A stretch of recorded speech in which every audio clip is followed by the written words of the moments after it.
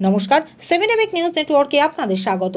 আরজিকর কাণ্ডের পর যখন সমাজের সর্বস্তরে নারী সুরক্ষার দাবিতে রাত দখল থেকে শুরু করে রাজপথের দখল নিচ্ছেন সাধারণ মানুষ, সেই সময় দাঁড়িয়েও এই সমাজেই কন্যা সন্তান জন্ম দেওয়াকে অপরাধ বলে গণ্য করা হয়। আর কন্যা সন্তান জন্ম দেওয়ার অপরাধে স্ত্রীকে মারধর এবং খুনের চেষ্টার অভিযোগ উঠল গুণধর স্বামীর বিরুদ্ধে। চাঞ্চল্যকর এই ঘটনাটি ঘটেছে বনগাঁ থানার অন্তর্গত কালুপুর এলাকায়। অভিযোগ, কন্যা সন্তান জন্মের পর থেকেই স্বামী অরবিন্দ মণ্ডলের আক্রোশ গিয়ে পড়ে স্ত্রী পূর্ণিমা মণ্ডলের ওপর। নানান অছিলায় স্ত্রীর ওপর অকথ্য শারীরিক এবং মানসিক নির্যাতন চালাতো স্বামী। প্রতিদিনই নেশাগ্রস্ত অবস্থায় বাড়িতে ফিরে মারধর করত স্বামী অরবিন্দ মণ্ডল। স্থানীয় প্রশাসনকে বিষয়টি জানানো হলেও কোনো সুরাহা হয়নি। আর এদিন গচ্ছিত টাকা নেওয়া নিয়ে স্ত্রীর সঙ্গে অশান্তি চরমে পৌঁছলে স্ত্রীকে ঘরের মধ্যে আটকে রেখে ধারালো অস্ত্র দিয়ে আঘাত করার অভিযোগ উঠল স্বামীর বিরুদ্ধে।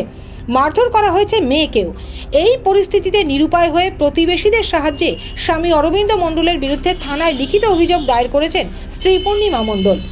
অভিযুক্ত স্বামী নেশার দ্রব্য বিক্রি করেন। প্রতিবেশীরা থানায় অভিযোগ দায়ের করলেও পুলিশ তাকে ধরতে পারেনি। ছেলের জন্ম দিতে না পারায় তার উপর অকথ্য অত্যাচার চালান স্বামী, জানালেন আক্রান্ত স্ত্রী পূর্ণিমা মণ্ডল। মদ খেয়ে, গাঁজা খেয়ে, হিরোইন খেয়ে রোজ মারধর করে, টাকা পয়সা সব নিয়ে নিয়েছে আমার কাছ থেকে। আমার ব্যাংক ফাঁকা করে দিয়েছে। আর আমার বাড়ির আমার দেওর, শ্বশুর, শাশুড়ি ওরা কেউ প্রতিবাদ করে না। মেম্বার থেকে জানানো হয়েছে, মেম্বার কোনো ব্যবস্থা নেয়নি। উনি শুধু বলছে থানায় যাও, থানায় যাও। আশেপাশের পরিস্থিতির সাহায্যে আমি এসেছি।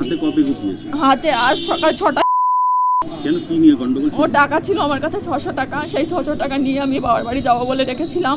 সেই 600 টাকা বের করে নিয়েছে, নিয়ে ঘরের মধ্যে দরজা বন্ধ করে। শুধু আপনাকে মেরেছে? না, আমার মেয়েকে মেরেছে। মেয়েকে ও বলছে যে তোর মাকে কেন সাপোর্ট করছিস, তোর মাকে যেতে দে। এর জন্য মেয়েকে পছন্দ করে না? না, ওর ছেলে দরকার। ছেলে জন্ম দিতে পারছি না তাই মেয়েকে মেরেছে। হ্যাঁ। সহ্যই করতে পারে না। কি করে আপনার স্বামী? আমার স্বামী গাঁজা বিক্রি করে, মদও বিক্রি করে। পাড়ার প্রতিবেশীরা গোপালনগর থানায় ধরিয়ে দিয়েছিল, উনি পালিয়েছে। পুলিশ ওনাকে ধরতে পারেনি। কি নাম ওনার? অরবিন্দ মণ্ডল। বাড়ি কালোপুর, খড়ের মাঠ, উত্তরপাড়া। কোন থানা? এটা আমাদের বনগাঁ থানা। স্বামীর বাড়ি গোপালনগর থানা ধরেছে? না, গোপালনগর থানার এমনি কোনো আমাদের বাড়ির পাশ থেকে কেউ ফোন করেছিল, গোপালনগর থানার পুলিশ এসেছিল, এসে ওকে পায়নি, ও পালিয়েছে। তো আপনি কি থানায় অভিযোগ করছেন?